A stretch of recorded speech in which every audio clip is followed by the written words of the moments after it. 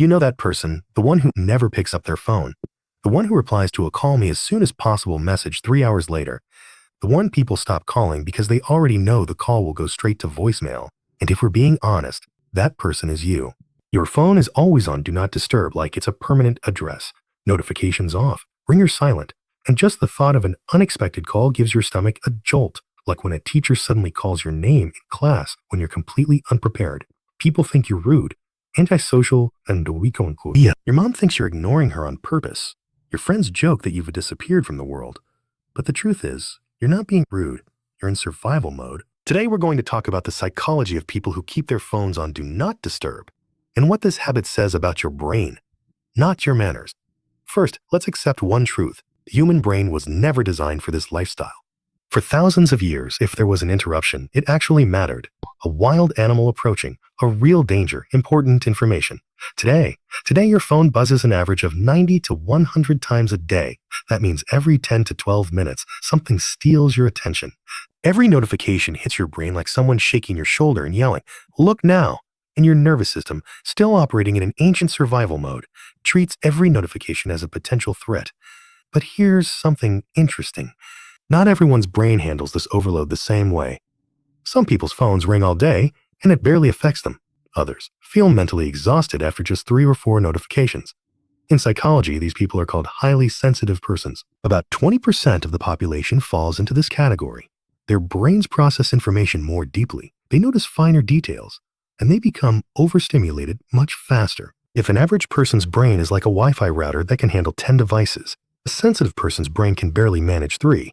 When that limit is crossed, the entire system slows down.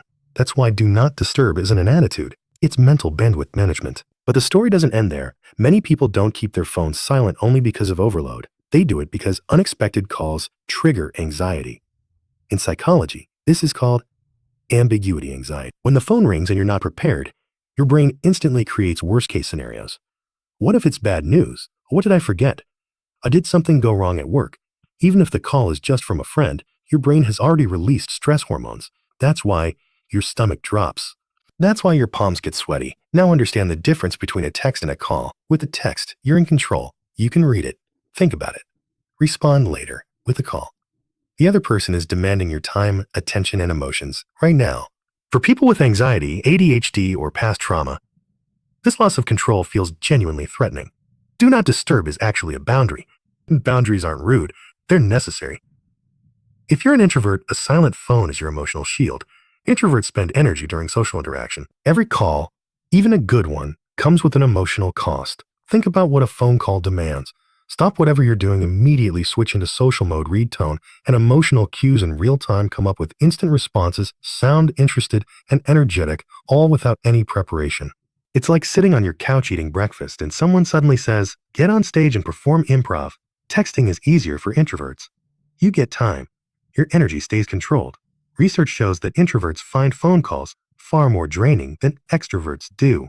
So you're not avoiding people, you're avoiding mental exhaustion. In today's world, constant availability has been normalized. Your boss expects email replies at 9 p.m. Friends expect instant responses. Apps have put your attention up for auction. Smartphones are designed to create addiction. Likes, notifications, messages, all built on the same psychology as slot machines. When you turn on Do Not Disturb, you're rejecting that system.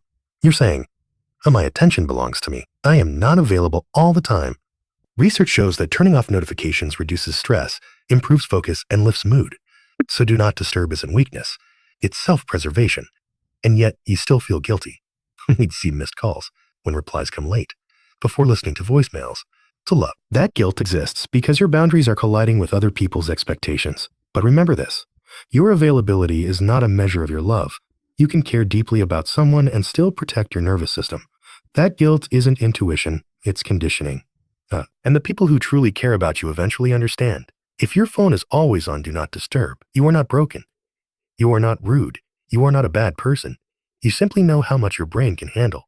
In a world that demands your attention every second, silence is rebellion.